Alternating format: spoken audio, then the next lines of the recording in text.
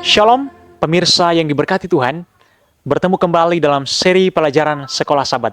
Sebelum kita mulai, mari kita berdoa. Ya Tuhan, terima kasih atas kesempatan yang luar biasa ini.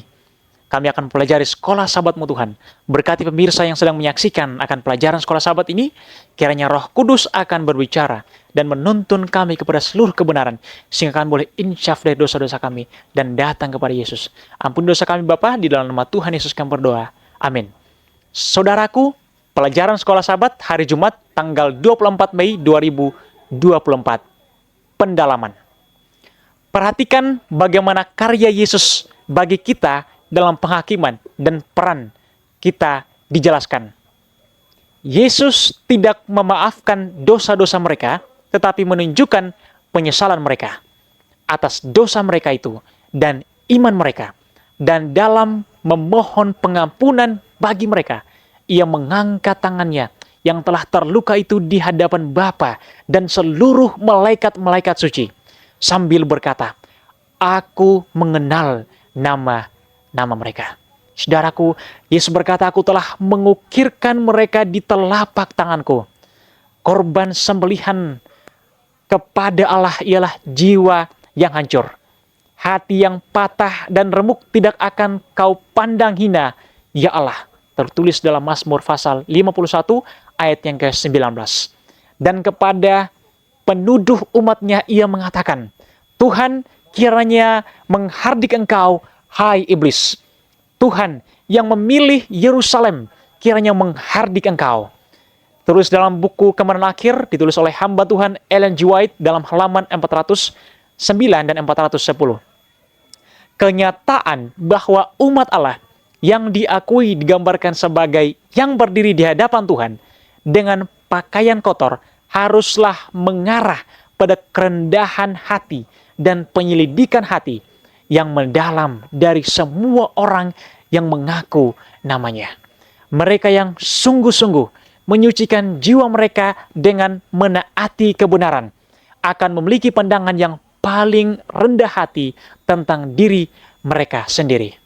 Semakin dekat mereka melihat karakter Kristus yang tak bercacat, semakin kuat keinginan mereka untuk menjadi serupa dengan gambar Yesus, dan semakin sedikit yang mereka lihat tentang kemurnian atau kekudusan di dalam diri mereka.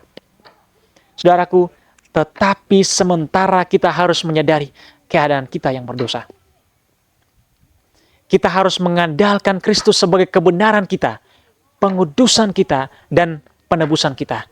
Saudaraku, kita tidak dapat menjawab tuduhan iblis terhadap kita. Hanya Kristus saja yang dapat mengajukan pembelaan yang efektif demi kepentingan saudara dan saya.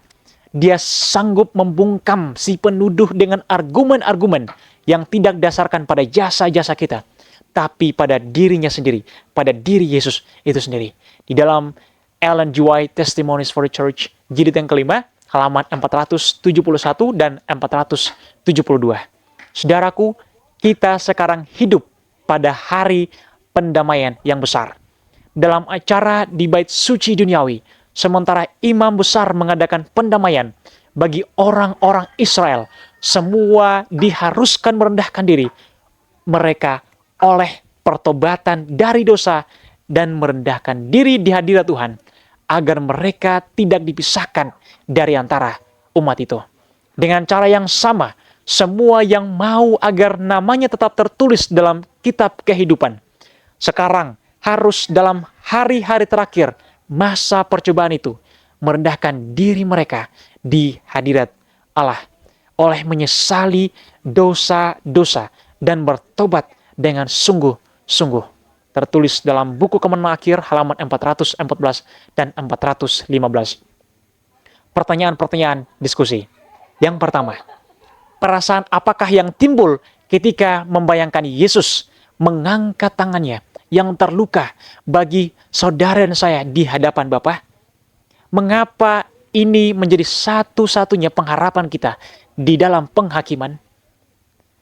Kita sedang hidup di hari pendamaian.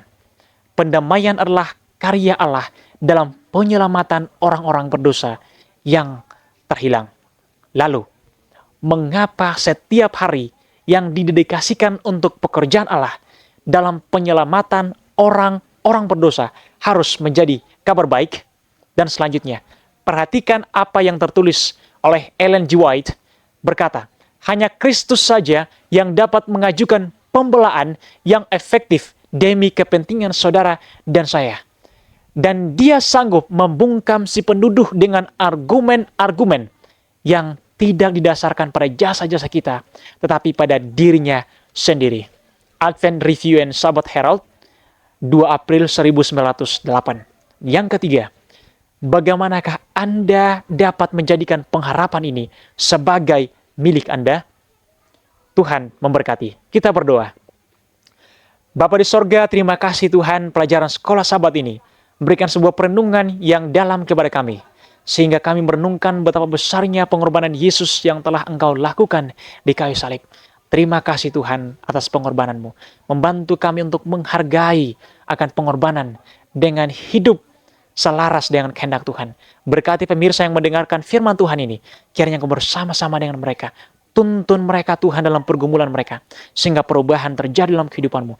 Satu umat akan bersedia bertemu dengan Yesus di atas angkasa, dan kami akan hidup selama-lamanya bersama dengan Engkau.